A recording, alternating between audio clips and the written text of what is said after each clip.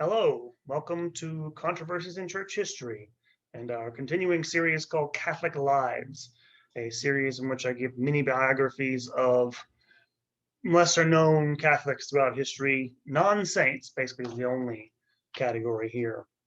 This is episode 11, American Moses, Augustus Tolton. You may actually recognize that name, and I'm kind of fudging my standards here. Normally, no saints, probably not people that are going to be on the road to sainthood.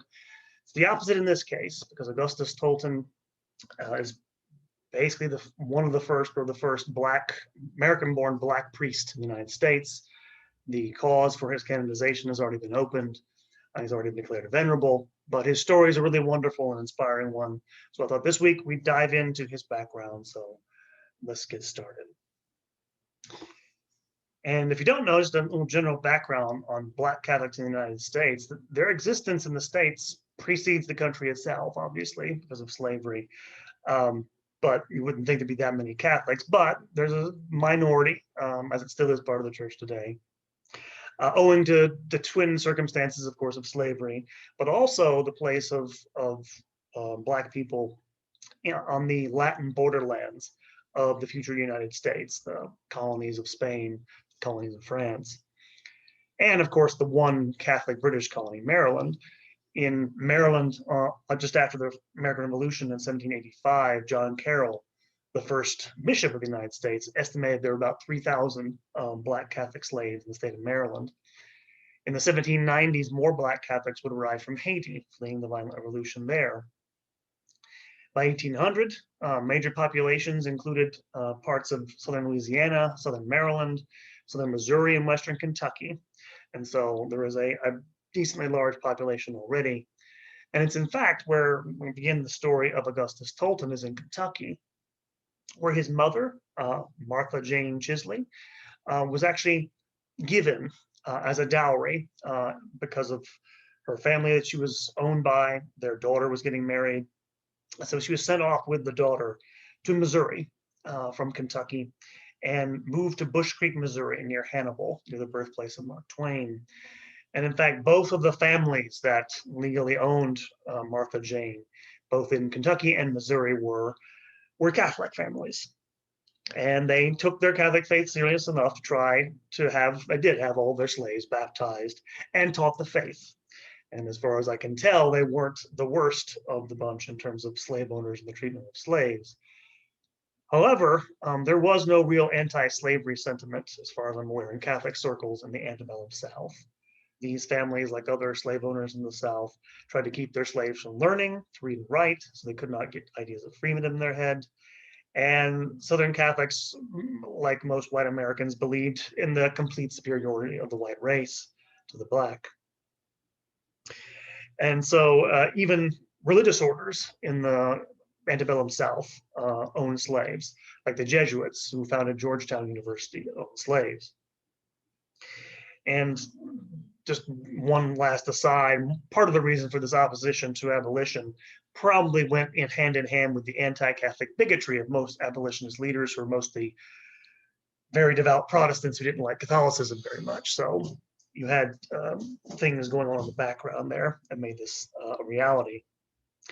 In any case, Augustus's mother, Martha, in Bush Creek, would eventually marry her husband, another slave named Peter Paul Tolton, another Catholic. The neighboring family was Catholic, and he was named after the priest who had baptized him.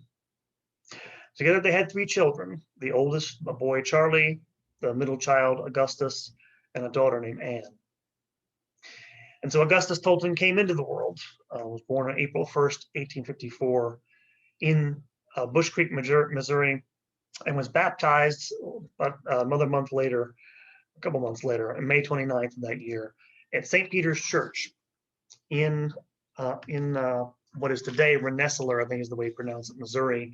The actual church that he was baptized in is no longer there, but the one that was built in 1862 is still, it's gained notoriety since his cause for canonization has been opened.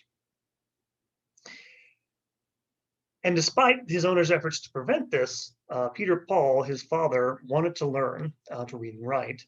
And so he made contact with the abolitionist forces in the area around Bush Creek which, if you don't know, was close to the Missouri-Illinois border.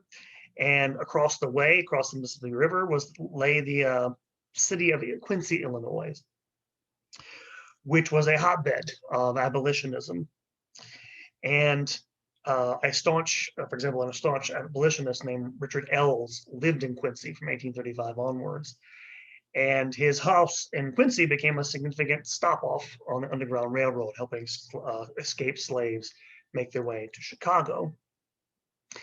And so there's a lot of conflict in Quincy over this, which you couldn't keep away from the slaves, and which reached its height just before the Civil War in 1858, when the city of Quincy, Illinois, hosted the sixth and, I believe, final debate between Stephen A. Douglas and Abraham Lincoln during the senatorial campaign there. So they're in the midst of all this when all this is going on prior to the Civil War. When war finally did come, Peter Paul, who had learned enough about the evils of slavery and wanted to do something about it, heard about other slaves leaving their plantations to go fight for the Union Army.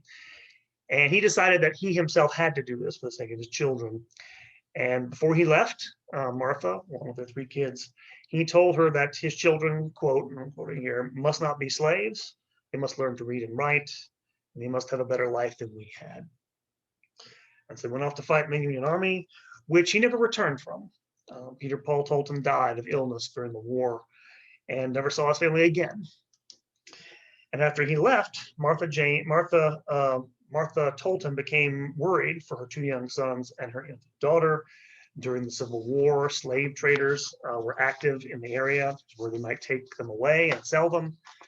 And so she decided to take them and head for the north, to cross the Mississippi River from Rensselaer, would have been Bush Creek back then, cross the river into Illinois, and which she just managed to do before being caught by Confederate sympathizers.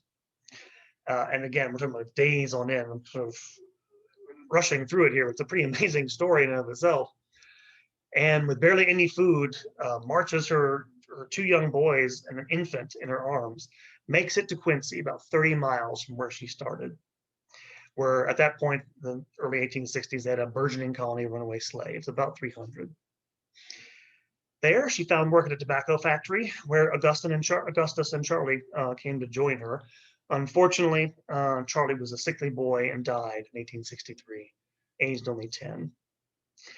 And Augustus worked there for many years. Later on, he worked at a bottle factory in Quincy as well, as we're going to see, saving his money. Now, his mother, Martha, was a devout woman, and she took her family, once she got into Quincy, to St. Boniface's Church, where a segregated congregation existed, blacks being seated separately from whites in the services. There, a kindly German priest welcomed them into the parish, as did the nuns, who were mostly German as well, who ran the school. And Augustus took to this right away. He loved going to Mass. And so when the priest, who was German, would say the readings in German for his fellow countrymen, and English for everybody else, Augustus actually picked up on this and began speaking German while he was there. And in fact, Martha enrolled Augustus in the parish school, where again, the nuns helped him to learn to read and write, actually in both languages, English and German. Unfortunately, the German immigrant members of the parish reacted badly to Augustus being let into the school. The students taunted him and bullied him mercilessly. And some of them sent anonymous letters, threatening letters, to the priest. Rumors circulated of a petition to remove him from the parish. Things got so bad that after a time, Martha decided it was best to take Augustus out of the school, to which the priest, who was a kindly man and actually did care about Augustus and was not prejudiced in the way his fellow countrymen were, reluctantly agreed. And so he went, when he was 14 years old, to the local segregated school for blacks. And at the same time, his mother brought him to St. Peter's Parish, the other parish in Quincy, Illinois, where they met Father Peter McGurr. And Father McGurr was an Irish priest. That's pretty much what you have in these parishes in 19th century America. Immigrants, usually from Ireland or Germany. And he took an immediate interest in Augustus. He could see his piety. He could see how much time he spent at Mass before the Blessed Sacrament. And so he managed to get him enrolled in the parish school. The nuns taught him. And very quickly he came to the conclusion, did Father McGurr, that Augustus had a vocation to the priesthood, but he didn't push things. He wanted to wait until he could get him, I guess, prepared for the idea. Because, of course, he enrolled him in the school there. He did Augustus some of the same problems, again, taunts, bullying from students, and efforts to get him out of there. And this time, I guess Father McGurr was a little more strong-willed than the earlier priest. When parishioners protested, tried to contact him, he simply ignored them.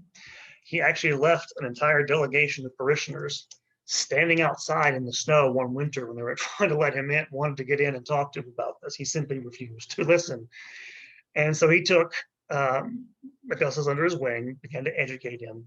And then one day, after he was coming out of Mass, he suggested to the boy that he become a priest, which was a shocking idea to Augustus, given what he'd experienced. He didn't think a black man would become a priest.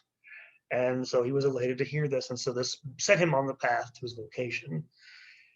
And so he spent the next better part of 10 years, actually, studying first under Father McGurr, and then several other kind priests who helped him over the years, while serving at Mass at both parishes in Quincy, as well as for the nuns at the St. Mary's Institute in Quincy as well.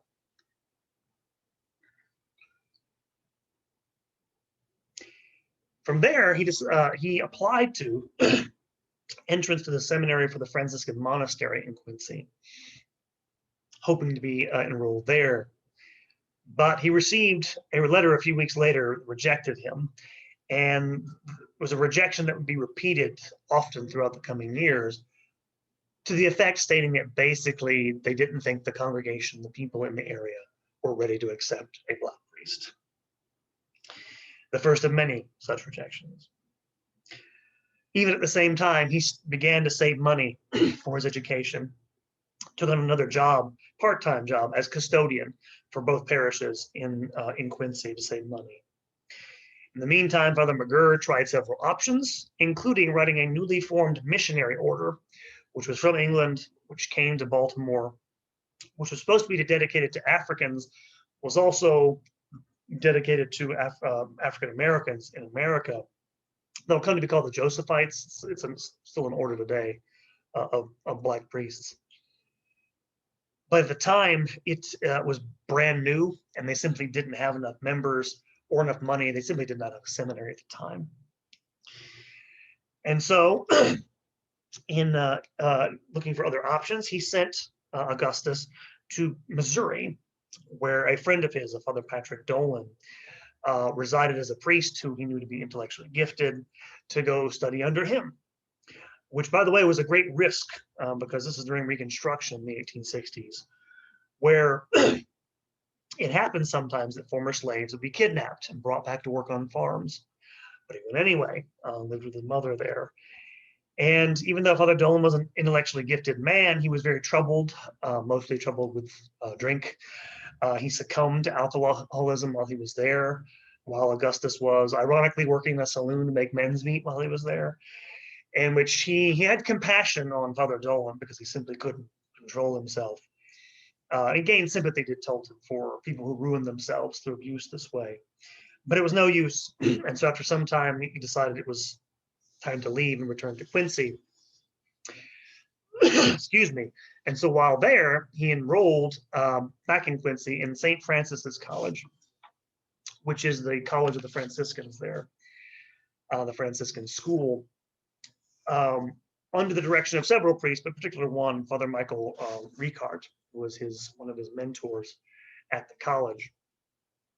By this time in 1878, he's actually fluent in German as well as English.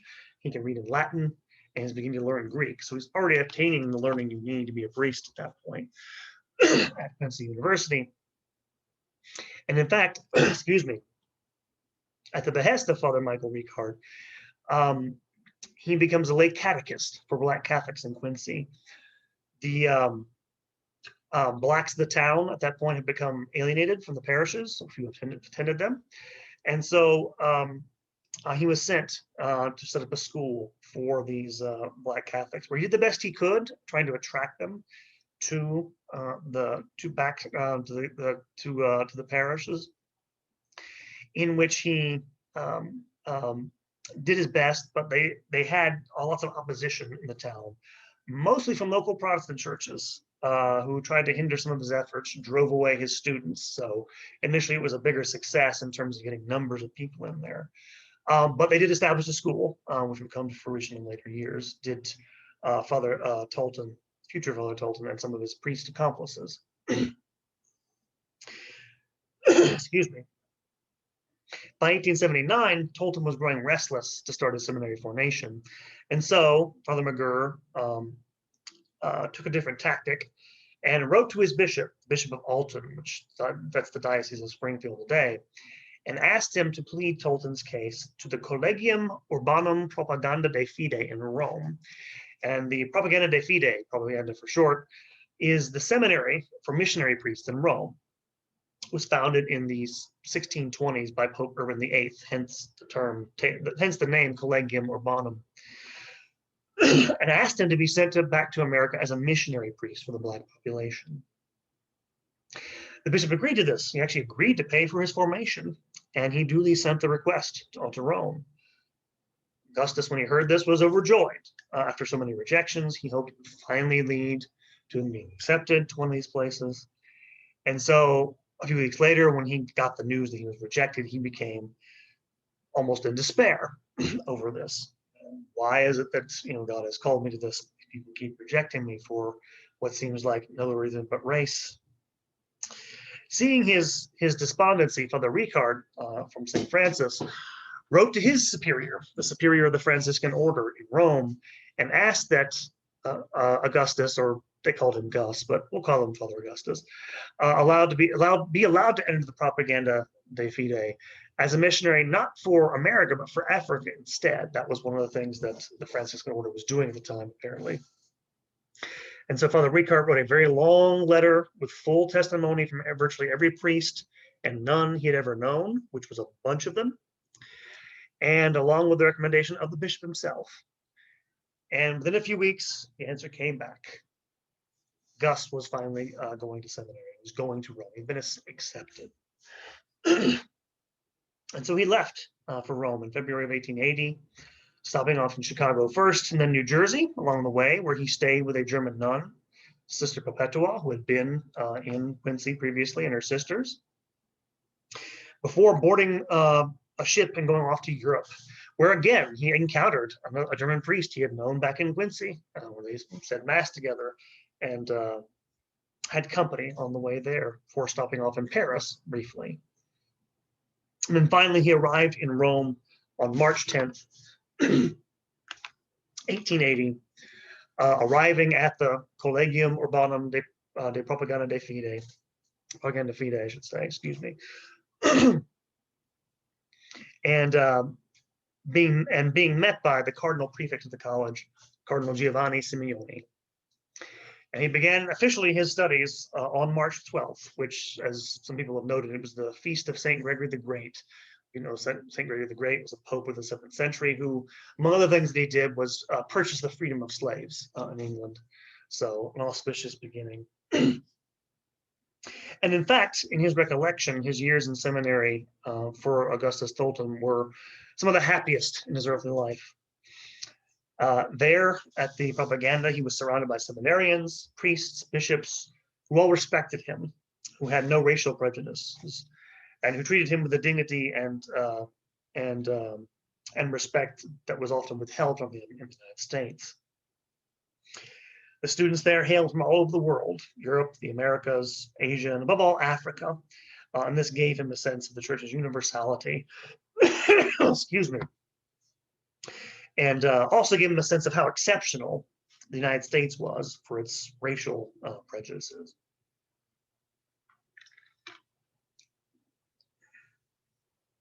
And in fact, Augustine felt certain that, having been admitted to the seminary with the understanding he would go to Africa, that he should study about that place. And so he spent the better part of his time there, learning all he could about that continent and its peoples. Everyone who knew him recognized his exemplary life. He was particularly well loved by his fellow seminarians for his accordion playing. He played the accordion in his spare time, and for his singing voice, apparently. And his faith deepened in the Eternal City, where he served at Mass, obviously. He visited its wonderful churches, its martyrs' tombs, and even kept a sketchbook of the places he visited.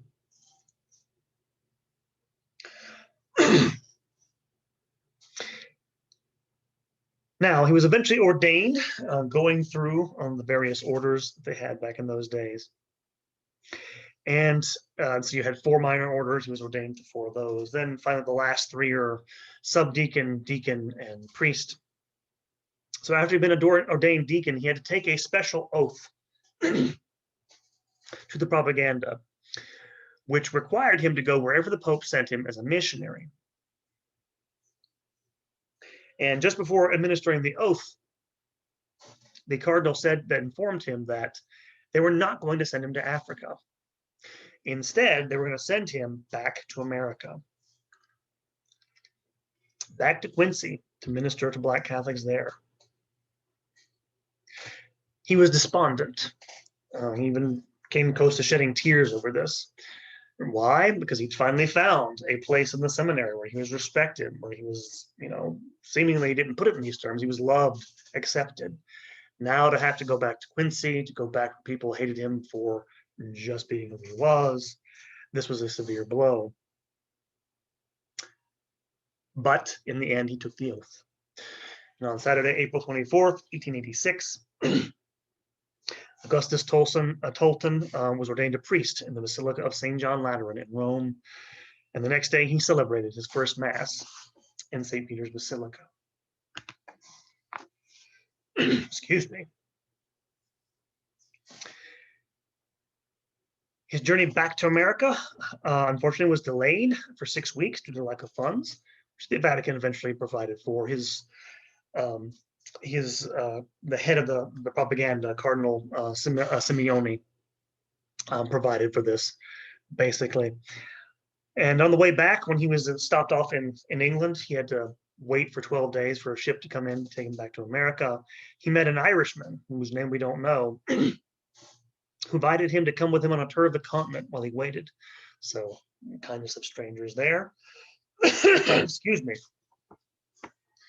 And when he came back to the States, finally touched ground in New Jersey, Father Tolton, and you can see the picture here if you're watching on YouTube of him and his Beretta, kept a promise he had made to Sister Perpetua and held his first Mass on American soil with the nuns at St. Mary's Hospital in Hoboken, New Jersey, where he had stayed the last time. And when he arrived back in Quincy, the entire town came out to greet him, under, of course, the auspices of Father McGurr, who got them all out there, who actually had a brass band waiting for him playing when he got off the train in Quincy. He then celebrated his first Mass at St. Boniface to a more than packed house. People went outside the building waiting to hear him. And by the way, it was a mixed race congregation that heard him speak, and then took up his duties at what was now, had formerly been St. Joseph's School he had started. It was now St. Joseph's Parish for the Blacks in town. And he reestablished the school there, which had fallen away while he was gone in seminary. And Father Tolton became immediately popular, coming back to Quincy with his congregation. He was well known for his preaching. He had a nice voice. He could sing very well. And even whites attended his sermons there. Partly, some of it, as you're going to see, for curiosity's sake, just to see the first Black priest, basically. But in general, for the first year or so, things went fairly well in racial terms in Quincy. However, he was still having problems, as he would most of his time while he was in Quincy, with his Black congregation sort of slipping away from him, partly to go to Protestant churches.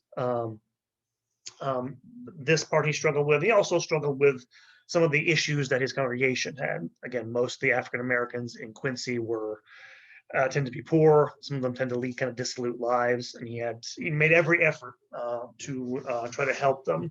Didn't always work out. Some Protestant groups attracted people with more lively worship services, so he had that to deal with. And moreover, his popularity led to these Protestant churches. There was a Methodist church and there was a Baptist church in Quincy. To sort of, I don't know if they were actively targeting him, but they basically tried to keep, keep blacks from going there. And in fact, I mentioned his sort of fame as he came back as a priest, actually preceded him to Quincy. Before he came back to Quincy, he actually celebrated a mass in New York City, which was covered by the local newspapers, and he was required to write a letter back to the propaganda stating his progress of the mission. And in his letter to Cardinal Simeone, he says people in neighboring parishes were selling his portrait for money, something he denounced, but he could do little to stop. And so he was, in a weird way, the sort of, facing racial prejudice at the same time from whites, also an object of curiosity. And so things went well for the first year in Quincy, but those twin problems of, again, Protestant opposition, but also racial prejudice, sort of wound up undermining his ministry there. Eventually, whites began to play a more prominent role in his parish, and they did so because they were crucial for maintaining financial support of the parish. Again, blacks were mostly poor; they couldn't support it, and so he had to give speeches, and he was invited to do this multiple times in various places throughout the country. Actually, preached in the South. Preached in the cathedral in Galveston one time. But this aroused the hostility of a priest in Quincy, the priest of St. Boniface, Mother Michael Weiss, again, at a time when immigrant parishes were also, facing, cash problems. Having your parishioners go off to another parish and give money there, I think, is what set it off. That, and he was a racist. But this is Father Michael Weiss, who was unfortunately also the dean of the diocese, loathed him for his popularity and his race. As you can imagine, used the N-word about him behind his back, even though Father Tolton tried to make friends with him, tried to be as friendly as possible. He simply was opposed to him. And this was doubly bad because St. Boniface actually owned the building in which St. Joseph parishes met. So Weiss was able to undermine Tolton's ministry by telling his own white congregants not to go there. And literally at one point telling Tolton that he should minister only to Black Catholics. To which Father Tolton replied, and I love this, he says, "Why, Father, we open the doors to the church. We do not tell people to go out. We tell them to go into the church." Unfortunately, Weiss had the favor of the bishop. And though Tolton never revealed what else he did to sabotage him, he did actually say in one of his letters that he was persecuting him. For fear that it would harm his apostolate to the Black Catholics, he eventually decided he needed to get out of Quincy. And so he wrote to the propaganda asking for a transfer to Chicago, and the bishop agreed. And so in 1889, December of 1889, his mother, Martha, and 19 members of St. Joseph's in Quincy followed him to Chicago. And where he helped found the first national Black parish, that is to say, the first national parishes were for a nationality, for Blacks only, called St. Monica's. Excuse me. With the help of the Archbishop of Chicago, Archbishop Feehan, who was kindly disposed toward him, and Tolton in turn said he loved the man. He was such a good bishop. And a group of core Black parishioners who called themselves the Society of St. Augustine.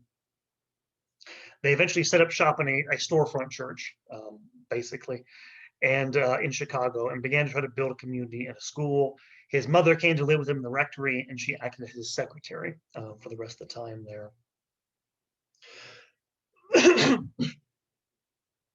And the society, the St. Augustine Society, collected funds for charitable work, but again, he was forced to try to make ends meet by going outside the parish. He had to give talks. He gave talks to a variety of different conferences. And I should mention that St. Augustine Society was, a lay organization. Lay organizations were kind of important in Black Catholic life in the 19th century, having so few priests that were willing to serve them. And so he would give, for example, he gave the first speech to the Black Catholic National Congress, which was formed in 1889 to promote the Black Catholic community in Washington, D.C. And as you can see, if you're watching this on YouTube, there's a poster of his image, him giving a talk there. But as time went on, he had less and less time to do that at St. Monica's. He was so stressed for time, and it was a tough going for him. The priests there were mostly friendly to him in Chicago, and they did what they could, but they were kind of in some ways in the same boat. Again, these are immigrant parishes. They're strapped for time. They're also strapped for money. And just in general, just to give you an idea of how different Chicago was back in 1890, around or so that time frame, there's only about 27,000 African Americans in Chicago, most of them jobless and poor. And so again, he had to depend on help from the bishop and from white donors to make this stuff work out. And even then, it was tough going. After several years, he actually sent letters to future St. Catherine Drexel, asking for help. Catherine Drexel was the convert and famous heiress who donated to this cause. And over his period of his time in Chicago, she donated about $36,000 to the cause. Even with that money, several years on, by the time he passes away, St. Monica's had not even finished their roof yet and couldn't pay that off until the debt was gone. So it was a monumental task, which you can see he never actually lived to complete. By 1897, his health began to fail, and he experienced constant fatigue and exhaustion. Upon returning to his rectory from a 3-day retreat, he collapsed and was taken to a nearby hospital. Augustus never regained consciousness, and he went to his heavenly reward on July 9th, 1897, at the age of 43. His mother would die 14 years later, 1911, and without his care, St. Monica was subsumed under the care of St. Elizabeth's Church in Chicago, so it ceased to be an independent parish. Only in 1917, when Cardinal Mundelein of Chicago appointed a father of the Society of the Divine Word, a religious order from Illinois, to run St. Monica's, would it even have its own pastor again. And in fact, the church was abandoned, still unfinished in 1924, and then eventually demolished in 1945. And so Father Tolton didn't live to see the fruition, didn't live to see what he built, because it did eventually come to fruition. His goal to provide a life for Blacks in the Catholic Church did come about after his death. The last rector of St. Monica's, Joseph Eckert, an SVD priest, would go on to become the rector of a seminary, St. Augustine Seminary, in Bay St. Louis, Mississippi, which to this day has ordained hundreds of Black priests. The contacts he made with the Josephite order, which was meant to serve Black priests and have Black priests, is still going strong today. His connections with Catherine Drexel, she gave more money after he died to get things off the ground. All paid off in the end, because if you don't know, after World War I, when the Great Migration came to the North, the Great Migration is the migration of Blacks from South to the North looking for jobs. All of a sudden, the Black population boomed. And then later on, in the 1940s and 50s, when whites left the city to get out, white flight, Black Catholics still had priests and parishes to go to in places like Chicago because of people like Father Tolton. And so it's not too far to say that because of his efforts and efforts like efforts of Father Tolton, but also lay Black Catholics and the white priests who helped him. He did have a lot of support from priests, people like Father McGurr, who were kind to him, that the Black community was able to grow and thrive in this country. And virtually everyone who wasn't prejudiced recognized his personal sanctity during his lifetime. I mentioned his case for canonization has already been opened. No one doubts his piety, his goodness, his desire to help people. And it truly is one of the more feel-good stories you'll find in the modern church in America. And it's been said that his life was a sermon, but it's perhaps more fitting in some ways to see it as a liturgy, one in which he offered his life in imitation of Christ, in opposition of those who, as the psalm says, hated me without cause. And yet, in the end, it came to fruition in the building of the church, both for his people and for the church at large.